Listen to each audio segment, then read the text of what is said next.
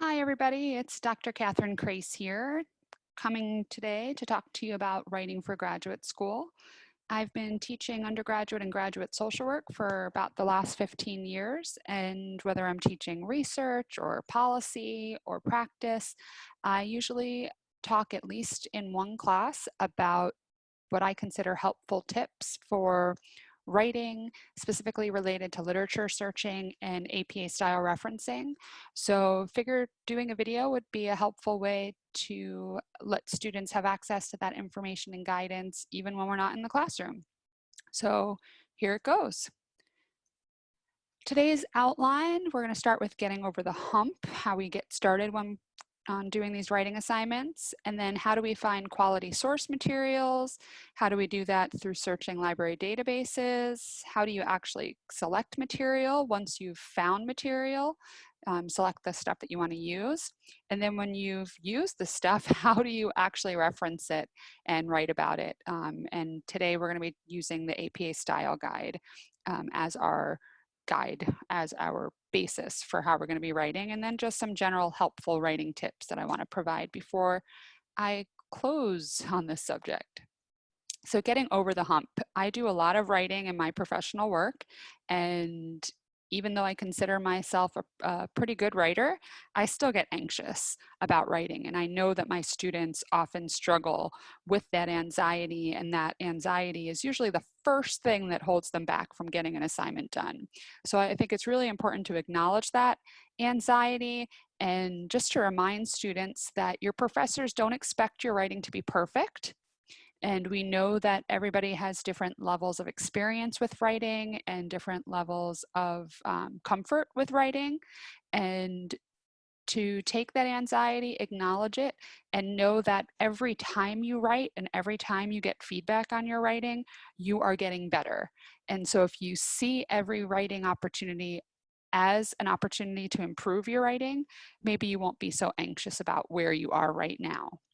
So I encourage students to embrace those feelings of anxiety and see how you can get through them so that you can get your projects at least started. And then the second part that I always remind students about is what we call the KISS doctrine. And I like to call the KISS doctrine the keep it simple, silly. And some other people say keep it simple, stupid. I don't ever call somebody stupid, but keep it simple, silly. And I see this particularly when I'm teaching research or policy, where students often struggle with how to write about topics that they're not really, they don't feel that knowledgeable about. And so students, when they're writing about policy or research, sometimes try to use words that they really don't understand and words they wouldn't normally use when talking about the topics that they need to write about. And while it's completely appropriate when you're writing a research paper that you're going to have to talk about things like statistical tests that maybe you're not very comfortable with, like regression or autocorrelation or statistical significance or effect size. When you're introducing your paper or writing about your conclusions, it's really important to use language that you feel most comfortable with. And so when we're talking about policy, we don't need to sound like a politician or sound like what we think a politician sounds like. We just need to sound like ourselves. And so I just want to start by reminding everybody that you have value in what you have to say, and your professors value your voice and they want to hear your work in your voice. So keep it simple, silly, and just tell us how you see it without trying to sound like somebody else. So once you know what your assignment is and you know that you need to find reference materials for your paper, it's really important that you find quality source material, right? So some options are readily available to people in the world, and some of them are only available to people like you who are graduate students or undergraduate students who have access to way better search options than the general public. But I do like to remind students that there are opportunities to find quality source material in places that everybody else can find, things like Google Scholar. But when it comes to work for graduate school in particular, you really need to become comfortable with library databases. And so we're going to be focusing on that today. And then I also want to remind everybody that a really important and yet often overlooked opportunity for finding quality source materials can actually be found in the bibliographies or reference lists of the sources you've already deemed to be quality materials. So if you found a really good article or a really good book right on the topic that you are focused on, look to the reference list or the bibliography and see what materials are there that you might be able to search for specifically. And if they relate to your project, then there you go. You found another quality source material. And so just a reminder about those opportunities.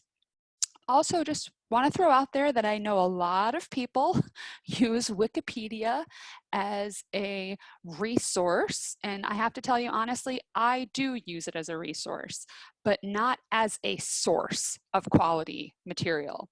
So when I'm interested in looking at the election outcomes from 2000, for instance, I will use a Google search and Wikipedia as guidance, and I can kind of give you an idea by showing you a Google search. So let's say I want to look at the election of 2000.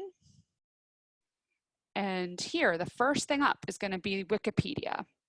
And I can click on Wikipedia and find out all this information about the 2000 presidential election. But it's not coming from Wikipedia. All of the information that's here on Wikipedia is coming from other sources. So it's really important to scroll down to the bottom of the Wikipedia page to find those sources. And here on this Wikipedia page, it's long. Okay, so here are the resources. And so if I'm interested in really understanding the numbers, for instance, then I will find the resource for those numbers. And so here we have the Federal Election Commission, the FEC, has the 2000 presidential general election results. And so I can click on that resource there and get the official presidential election results from the government. So if I need to reference this material, I'm not referencing Wikipedia, I'm referencing the Federal Election Commission. And so why do we need to be wary about Wikipedia? Well, for instance, all of this summary material here in Wikipedia can be edited by anybody. That's what I'm telling you. Anybody can edit this material. Wikipedia is just crowdsourced information. So if I'm reading this information about color coding or the press influence on the race of 2000, I myself can go in there and change it around. Well, what makes me an expert? Nothing really. And so you have to be careful about what you're taking as fact in these areas. And a prime example of the problems of Wikipedia came about a number of years ago for me when I got interested in a TV show called Lost. For those of you who don't know about Lost, Lost was a TV show about an airplane that crashed on what they thought was a deserted island. And it was a really great TV show, at least for the first few seasons. And the airplane that supposedly crashed on this TV show came from an airline called Oceanic Airlines. And so back in the day, if you searched for Oceanic Airlines, you could get very quickly a Wikipedia entry about Oceanic Airlines. And back in the day, the Oceanic Airlines Wikipedia entry did not tell you that Oceanic Airlines or Oceanic Airways was a fictional airline.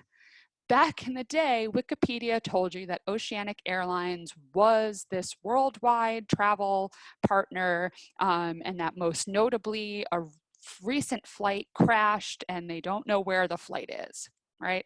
So this Wikipedia entry back in the day was designed by the marketing crew for the TV show Lost. And so they used Wikipedia as a way to support the marketing for their show. And so for a number of months, Oceanic Airlines was a real airline, according to Wikipedia. And so that's why, just another example of why Wikipedia should not be used as a real source, but you definitely can use it as the starting off point for finding information in certain areas, because it can help you find a number of sources related to a particular issue that you might be interested in. Okay, so going back to our presentation, I just want to go back to this idea of using Google Scholar. And so Google Scholar, if we come back to our Chrome search, right? So Google Scholar is an arm of Google, and it's a place where scholars, such as myself, can house our research materials. And so certain journals and certain authors have contributed their material to Google Scholar. And so if you search for Kathryn Krase, you will find me. I haven't updated my information in a while, okay? And you can see that I have citations that have been cited by 195 people, and has my work listed. And some of this work I have updated, and some of this work I haven't updated, but it gives you an idea of me as a scholar. And I have provided some of this material myself. Some of my co-authors have provided this information for me. And so you can kind of see who I'm linked to over here on the right-hand side. But Google Scholar as a search engine is an opportunity to kind of do one of this kind of like free first level searches. And so today when we're doing our searches, we're going to focus on an area of my interest, which is mandated reporting. So whoops, let me go back. And I'm going to minimize this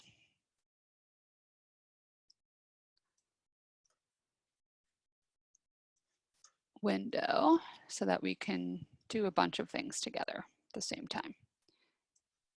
So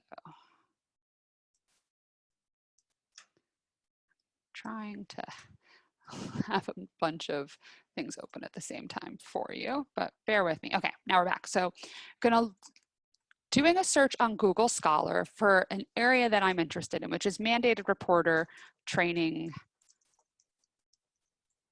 for teachers. So I can do a Google Scholar search and I can come up with a whole bunch of information related to what I searched for, mandated reporter training for teachers. And this is great. I can see all of these different articles all shown to me right here. I can narrow it down by when the articles came out. But this is really a limited search. I'm not sure that what journals are being represented here. Remember what I said, the information about my research has largely been provided to Google Scholar by me and my co-authors. So what if I forgot to put up an article? How will I know that Google Scholar searches can actually provide that or find that information for you when you're searching? I can't tell you that. So Google Scholar is a great way to start your search, but I wouldn't depend on it. So let's say I found an article here, which I think is really important to my work, and I can tell you straight ahead that some of these are what we call seminal research in this area, so really important articles, some of them going back as far as 2001. So let's say I find this article and I click on it, what does it do for me? Well, in this particular case, it provides the link directly to the article itself. And so I can get this access to the abstract at the website that provides the article. But I can't get the PDF here for free. I have to purchase it. Well, don't purchase anything through Google Scholar, because a lot of what would have to be purchased through the Google Scholar links, you can get for free when we get to our own libraries. So for some of these, you will find PDFs available, but not necessarily easily accessible. So again, here you have to purchase the PDF, and you don't want to purchase a PDF because you're a student and you don't have a lot of money to waste on purchasing articles you haven't seen and you don't know if you're going to be able to use them or not. So I just want to click on one of these that doesn't have that outside link. Here we go. Again, you can see the abstract, but you don't get to see, oh, maybe here you will be able to get the PDF. Nope, to get access to the full version of the article, you have to log in or buy it. And so Google Scholar, again, is a great option to help you find, might be able to help you find some articles, but won't guarantee to get you all the articles on the topic. And so use it as a resource, but not your only resource. Do want to highlight some of these pieces down here. So if you are logged into Google, when you go to Google Scholar, you can save articles that you can look at later in your library. You can also use this button here, which is really helpful coming up in a little bit, when you want to cite an article. So if you click on the quotation marks for a particular article, it will give you the different citation formats for that article. And so for us in particular, we're focused on the APA style citations. And so look right here, it looks like an almost perfectly aligned APA style citation, but not completely. And so we'll talk about that, the opportunities to use these citations in a little bit. It can also tell you when the article has been cited. So these, if you click on that link, it pulls up all of the available articles that have cited that particular article, articles on related topics that might share keywords. And then here it talks about 4 versions of an article. And so it's available through Wiley, it's available through Infona or through NCJRS or through PsycNet. And so these are all related to the same article, but different ways to access it. And so these tools down here, at the bottom of a Google Scholar citation, may be really helpful for you when you're doing your research. So Google can be helpful in finding some information, but the best way to get information is through our library resources. And so I'm going to keep this window open for searching library databases while going to the Yeshiva library page. So here's the Yeshiva library page, and I really want to point out to everybody that the easiest way to start finding material is here at the YU Find entry area. But again, if you go to YU Find and just type in a topic right here, it's going to look for articles, books, ebooks, and even more resources. So you're going to get a lot of things you don't want. So let's do it just for fun. Training, mandated reporters, teachers. It opens up another window, and it's doing a search. Searching, searching, searching. And right now it's limiting to materials you can see here that are available at YU with open publication, but all results include books, academic journals, ebooks, non-print resources, news, if I show more, right? News, magazines, conferences, biographies, reports, yada, yada, yada, yada, yada. So right now it's finding me 52,000 different entries supposedly related to training mandated reporters as teachers. And some of these you'll see are familiar to what we just saw in the Google Scholar search. But a big difference is that we will have access to full text either directly through this PDF link, and sometimes if you press the get full text, oop, I gotta log on.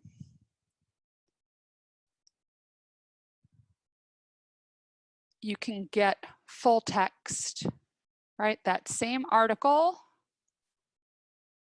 that I couldn't get access to through Google Scholar, now I can get access to through Yeshiva's website.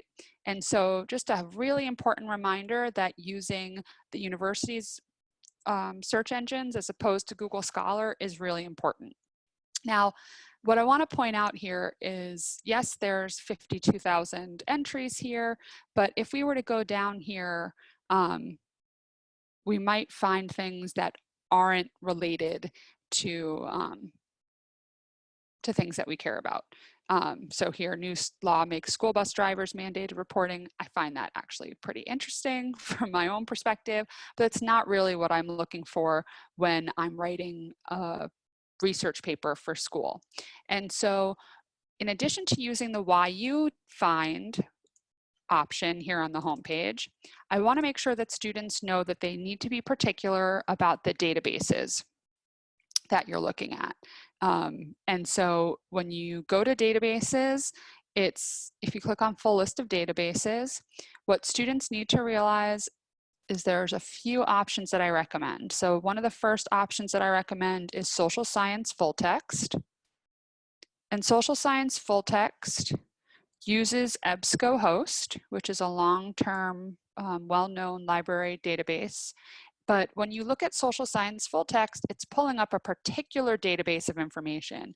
And so you can go to choose database and actually add options for searching to the same search tool. So let me say that better.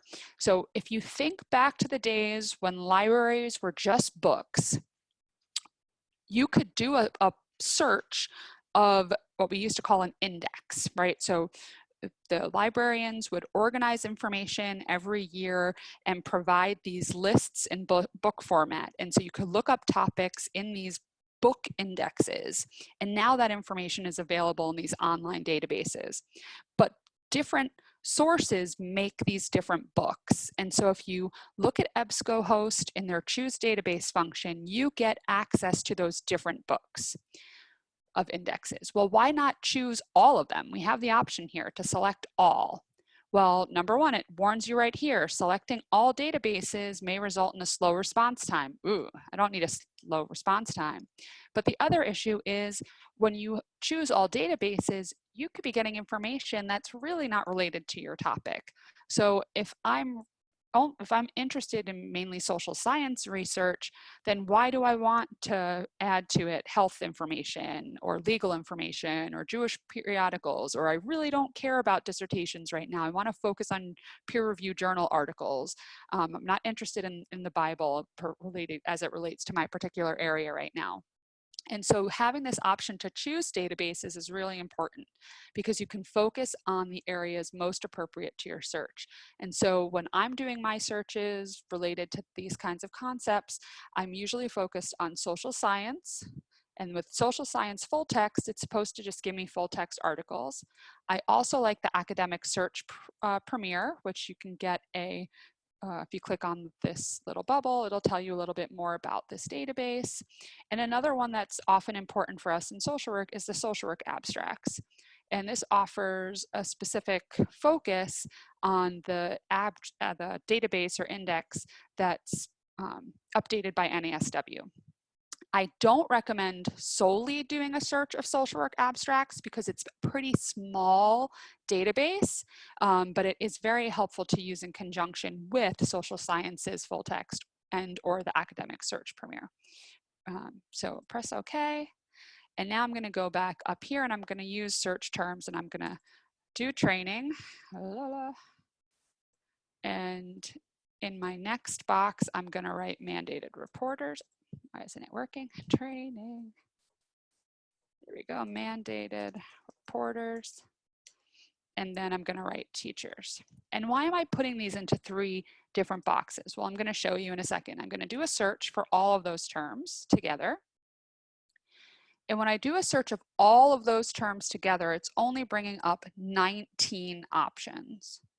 Well, why is it only coming up with 19 options? Because right now I'm using what are called Boolean operators, and the ones that I'm using are ands. So in order to show an article for me in this search, I need the database that I'm searching. I'm telling it, you need to find the word training, and the search needs to find not just training, but also mandated reporters and also teachers. So there's other options. I can use the operator or. So instead of mandated reporting and teachers, I can say mandate report, okay? And I can add lines to add terms, or I can take away lines if I want to take away lines. And so these are just ways to play with your search that I think it's really important for you to understand. Another thing I want people to realize is sometimes, like in my particular area, if I'm doing research on teachers, sometimes the word teacher isn't used, but educational personnel. So by using the operator or, I can use both teacher. It'll do searches for teacher as well as a separate search that includes the word educational personnel. And so you see how the number of resources changes based on the words that you use in your search.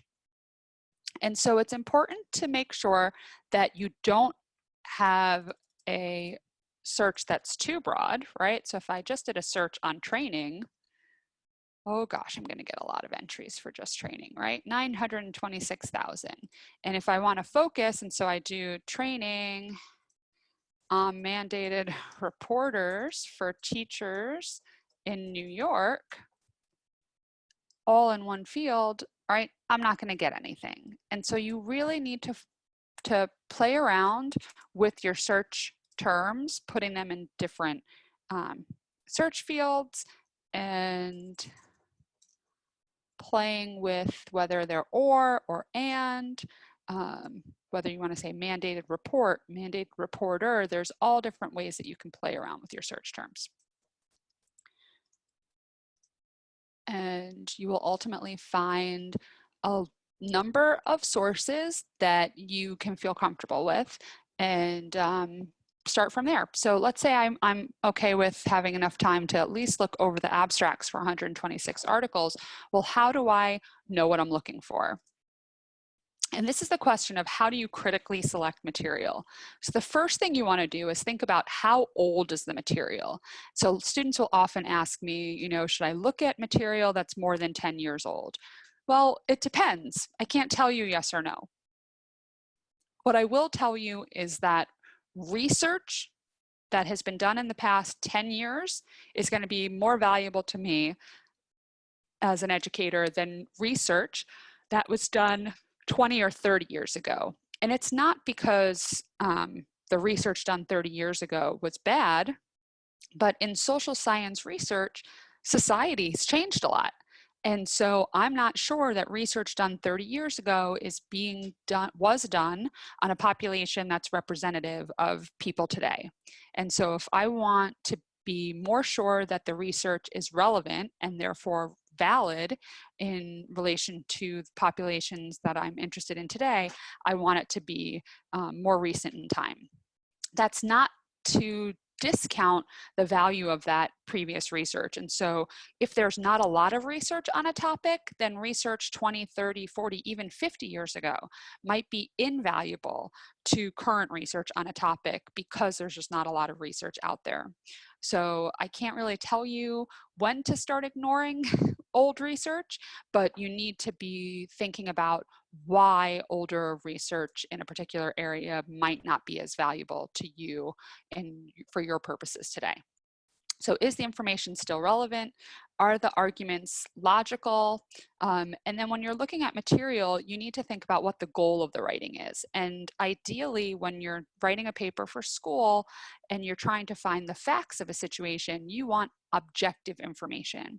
And that's why we look to peer-reviewed sources more so than internet sources, because a lot of internet-based sources are opinion sources and not necessarily aimed at informing the public, but influencing the public. And so we know that these journals that we're getting articles from when we're doing these library searches, they have a process of evaluating each article in which more than one person is reading the article and determining whether it is reliable and valid, well-written, well-researched, etc. And so by having that that system of checks and balances gives us a better idea of how objective the material is. It's not perfect, there could still be problems with it, but it's definitely better as a resource than finding somebody's opinion through a Google search.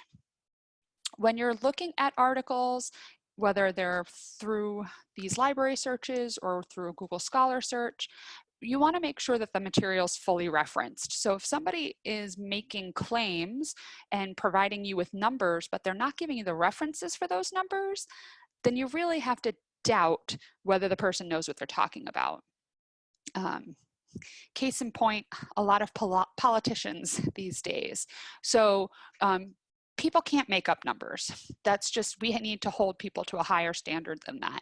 And so people need to be able to tell us where they're getting their numbers from in order for us as smart, competent professionals to take those numbers and inform our practice. We need to know where those numbers are coming from. So make sure that whatever materials you're looking at, that the authors are fully referencing the materials that they're using.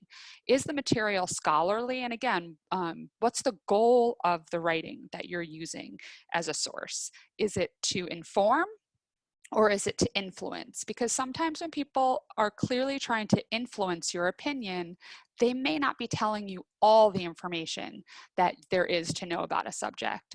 So generally, when we're looking at peer-reviewed articles, we have an expectation that these scholarly articles are going to give you both sides of a topic.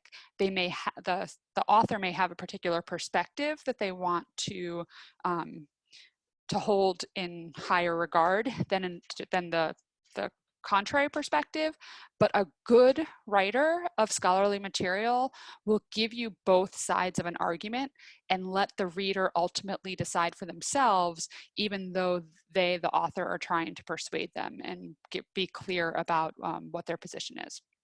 So important to look at evaluating the scholarship itself.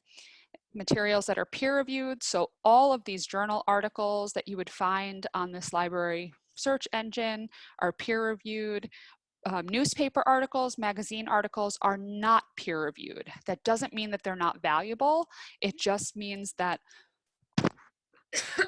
excuse me, when something's not peer-reviewed, it means that the person who's deciding whether to publish it is the editor, and the editor may have a goal.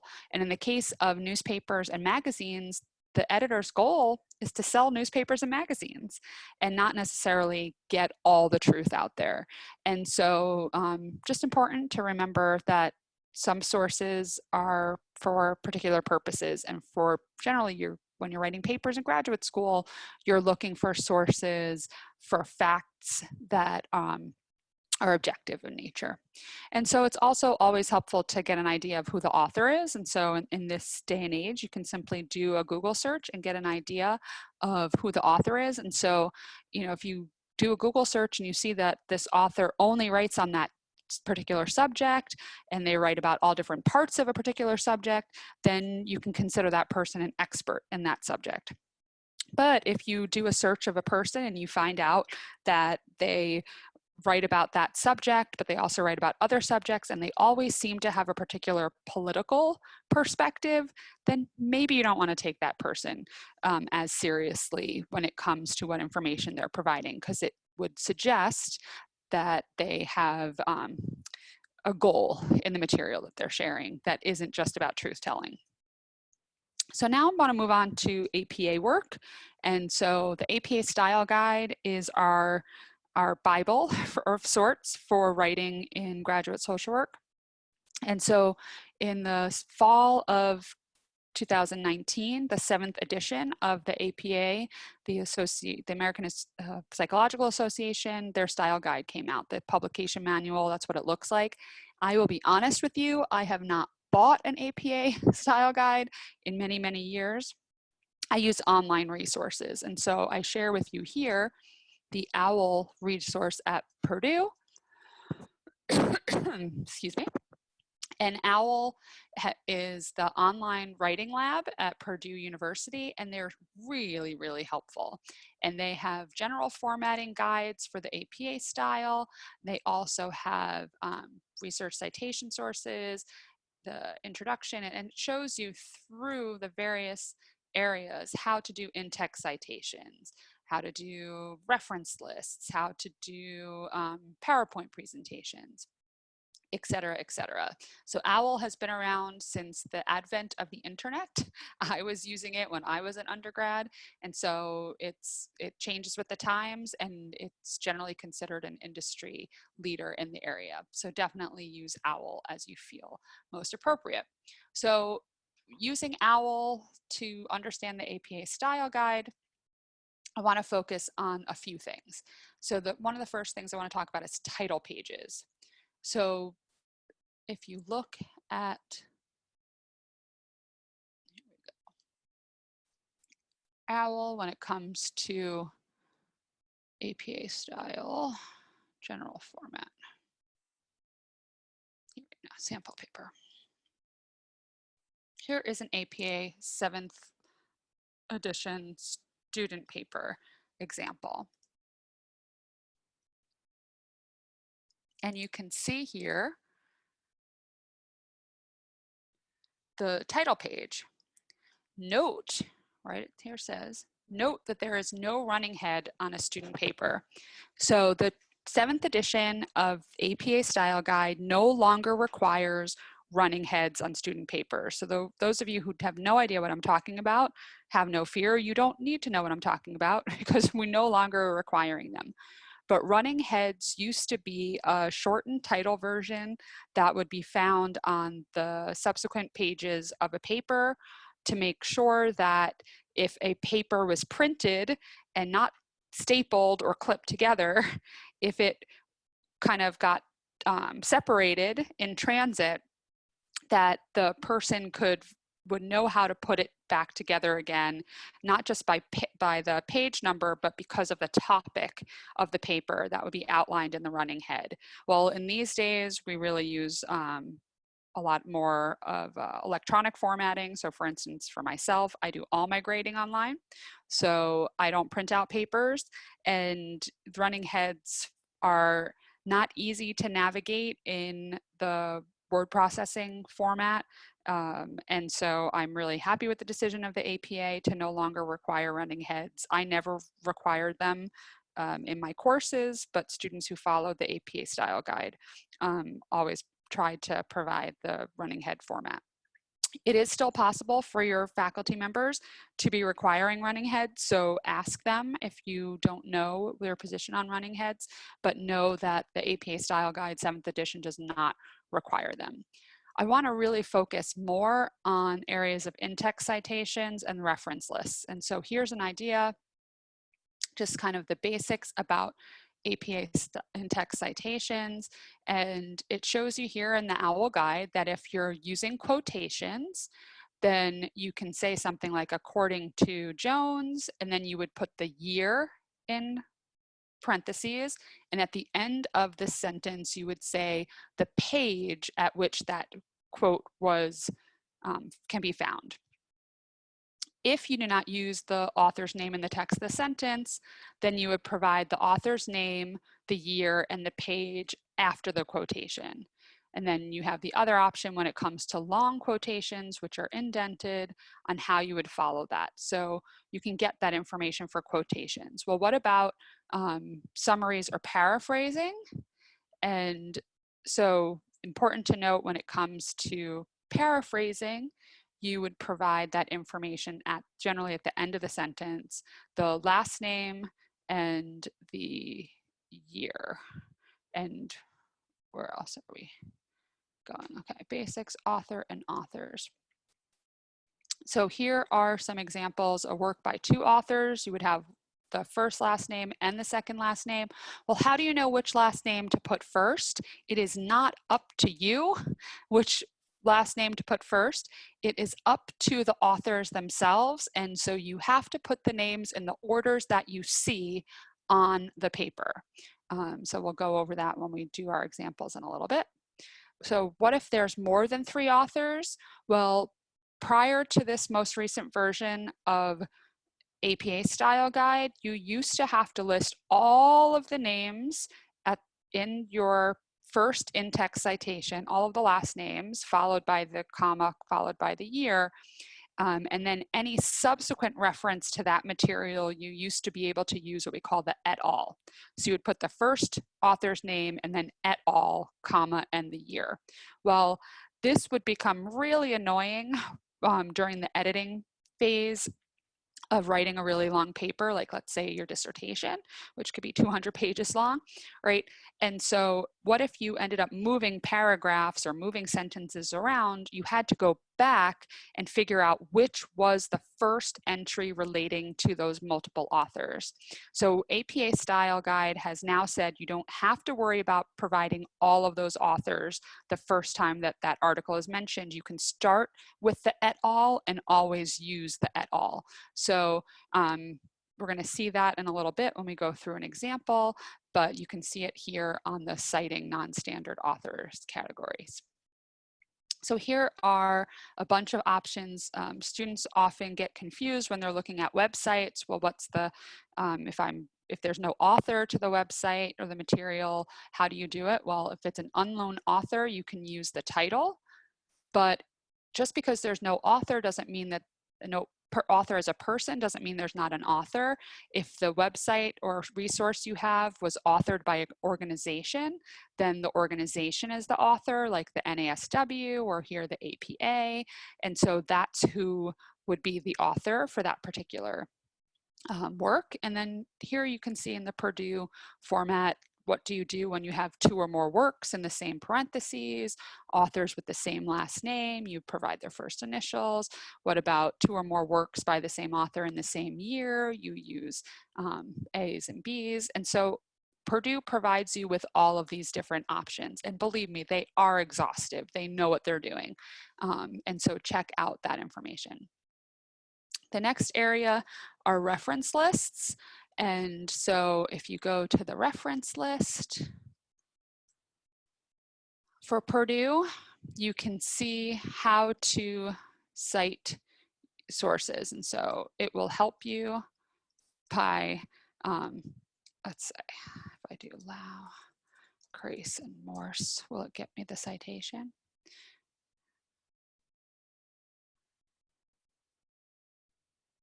I don't see it. Book.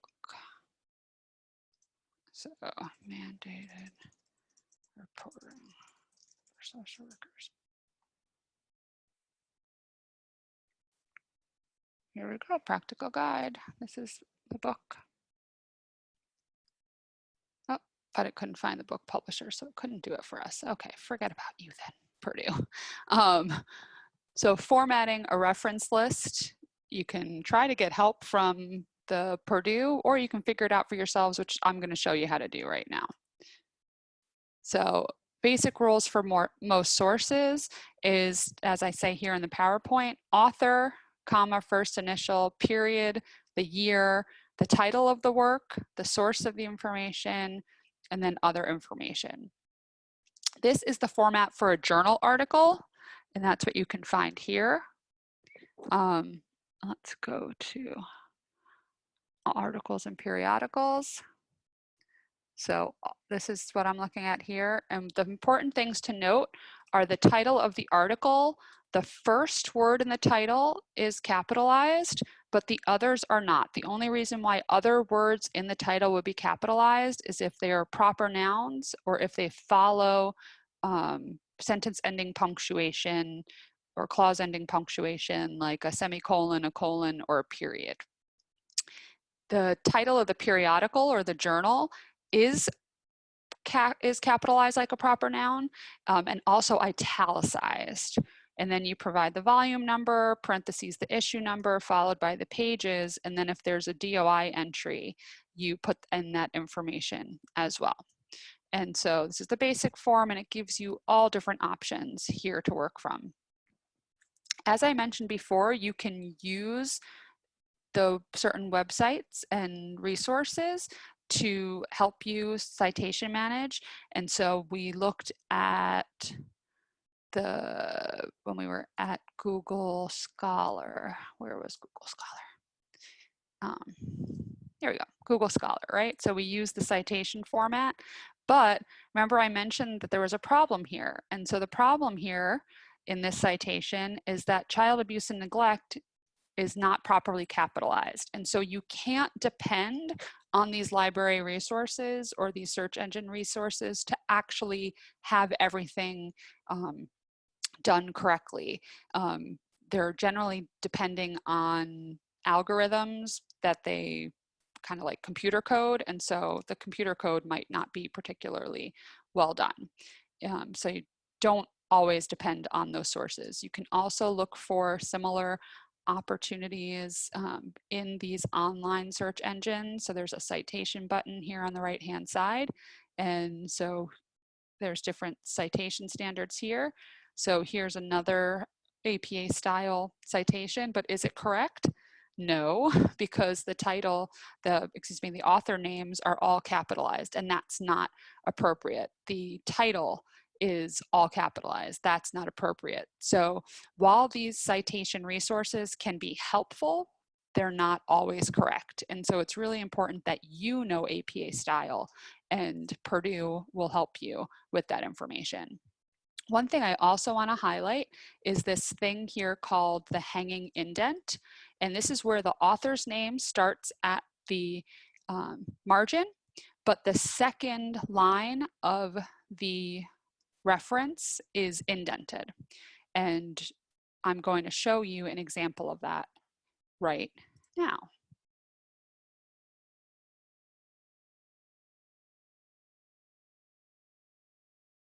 Okay, so I'm back to talk about reference lists and to practice with you.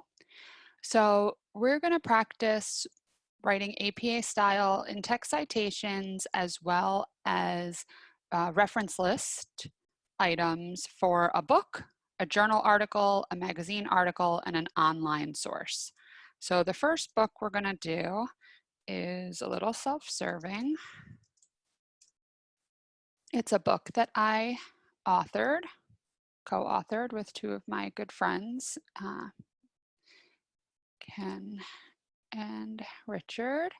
So you can see the book right here. It's Mandated Reporting of Child Abuse and Neglect, a practical guide for social workers. And there's 3 authors. And if you scroll through the first few pages, you can get all the information that you need for the APA style citation. So I'm going to open up my Word window and start it here. And so when I'm writing this citation, I'm starting with the author's last name, first initial, in the order that the authors are listed. And let me just confirm. Yeah, Richard uses his middle initial, so does Ken. So we have to put in those initials. I don't know why I didn't use my middle initial. I usually do, but it's not there. So the author's names with first initial, the year of publication, which you can see in the copyright, followed by a period, and then the title of the book, which I could copy and paste from the internet, but I'm going to type it out. Mandated Reporting of Child Abuse and Neglect, colon, and now I can capitalize again, that first word, period. I am not italicizing the title. Well, I will italicize the title because it's a book, but not until I finish the whole citation. So now I need to put the publisher.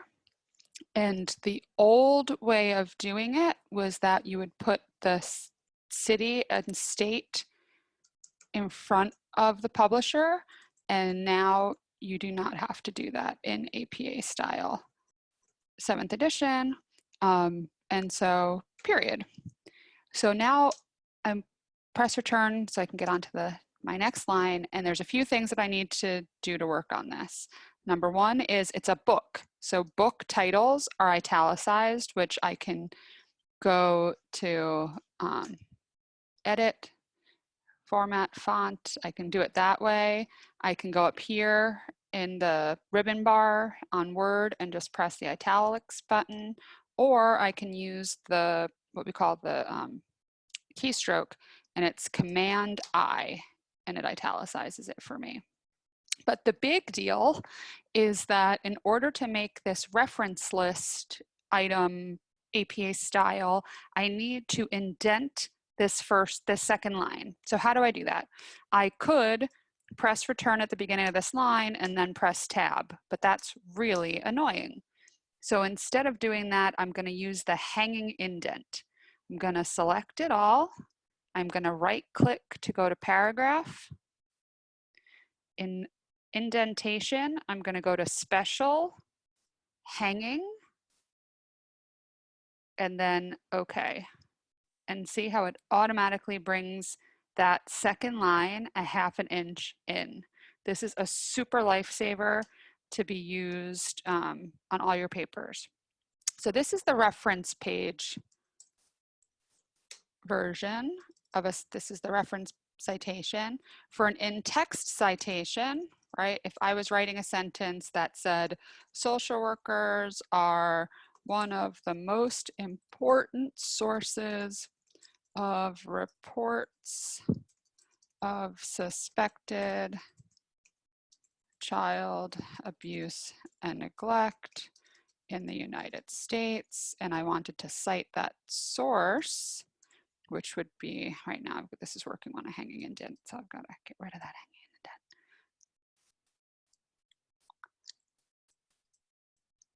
That source would be Lau, Krase, and Morse. I can use the ampersand or the and sign here, comma 2009, but because of the new APA style guide, I could also just say Lau et al. Period.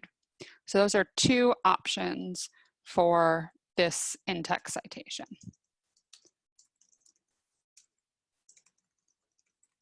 Okay, so there we go for books. Okay, now we're going to work on a journal article. So I have a few journal articles opened here in Adobe Acrobat. And the first one is an article of which I'm on the 4th author on. So for the reference list citation, if, okay, I go right here, I can write Miller, K, M, Orlana, E, Roberta, Johnson, A, B, Krase, K, Anderson, Nath, B. And so now I need to find the year, which I can find at the bottom. And then the title, Maternal Criminal Justice and Child Welfare Involvement, colon, capital associations between risk, exposures, and childhood mental health, period. The journal title, I'd have to scroll down and I'll see it eventually. There we go. It's Social Work Research, and then it's volume 37, number 4, December 2013. And then the pages are the page numbers, which I can get here from 402 to the last page, which is 413, period. So because I went to this line from that line, it's automatically doing the hanging indent. What do I need to do here? I need to italicize the title of the, not the paper or the article, but the title of the journal. And so the in-text citation here would be, let's say I wrote a sentence like, children whose mothers are incarcerated have different or have increased risk exposure to mental health issues in adolescence. And I would write Miller et al. I don't need the comma. 2013. I would not have to write out all of those names anymore anytime that I'm using the in-text citation. So that's an example of a journal article. Well, what about a magazine article? I have an online magazine here. The New Social Worker is a great magazine that is free, available online, and not just a great magazine because I did a 10-part series on it in it, but it is actually a really awesome site to use. So I highly encourage students to check it out. They have a lot of articles about surviving field placement, etc. So here I'm the first author, so it's Krase. I again don't use my middle name here. So now the issue is when did it get published? And I don't think it shows on here.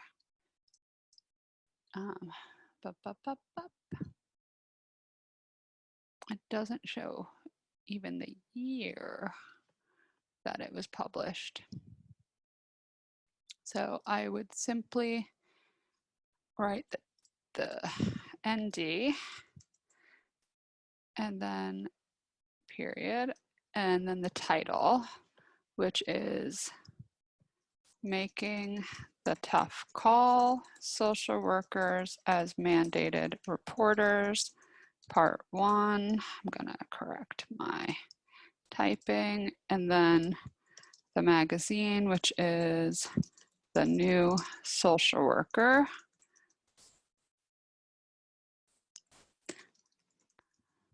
Magazine. And if I had edition and etc. information, I would put it here. I think I do have that in the next slide. And the New Social Worker magazine would be italicized. I think it's technically just the New Social Worker. And the in-text citation it actually has a similar finding than here. So I would put semicolon, Krase, no date as an in-text citation example. And then an online source, I wrote an article for Our Bodies, Ourselves website a number of years ago. And so an example of writing that would be, again, I didn't use my middle initial, but we have the date this time. And so history of forced sterilization and current US is capitalized because it's a proper noun, abuses, period. And this comes from Our Bodies, if I can spell that right, Ourselves, and the website, ourbodiesourselves.org/book excerpts health. And I could just copy and paste it to make my life easier, couldn't I? Yes, I can.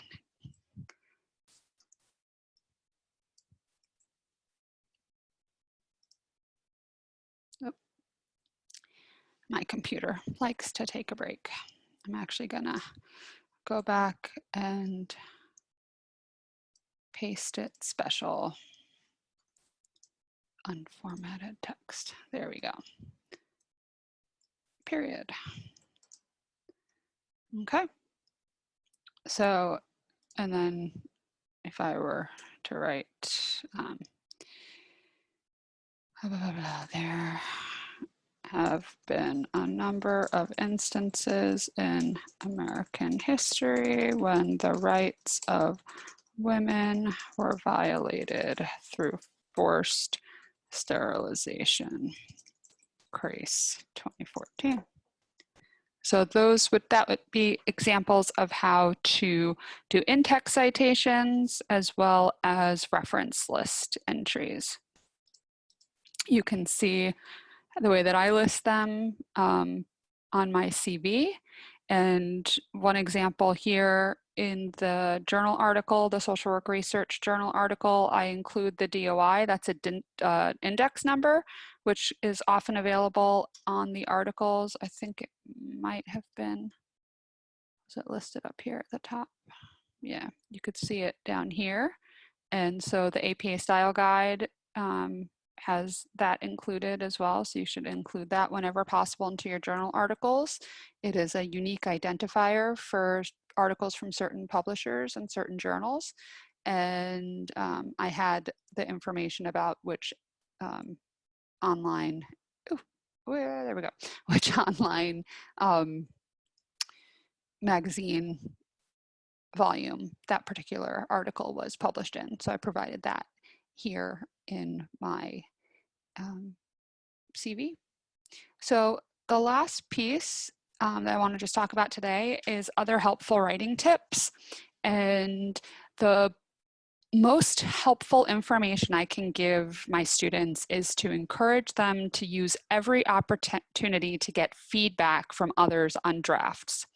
So as a professor, I have found it, my job is not just to grade my students' writing, right? But my goal is to make you better writers. And if I just simply take an assignment from you and grade it, I'm not really giving you an opportunity to improve. So those of you who've had me know that I encourage you to write a draft and I give you feedback on your writing. I am not a writing professor. And so if I see issues with your writing, I am going to encourage you to get specific help. And that is the second area that I want to highlight, which is our school at Yeshiva and lots of other programs encourage the use of writing consultants. They have writing centers both at the university level, often at the school level. There are often specific tutors on writing in the areas that you're studying. So we have social work writing consultants specific to our program, and I encourage all students, even students who think that they are good writers, to take a paper or two and give it to the writing consultants just to get some feedback. But those of you who are identified by your faculty members as having difficulty, whether it's around organizing a paper or sentence structure, don't take this feedback as an insult. It's not an insult.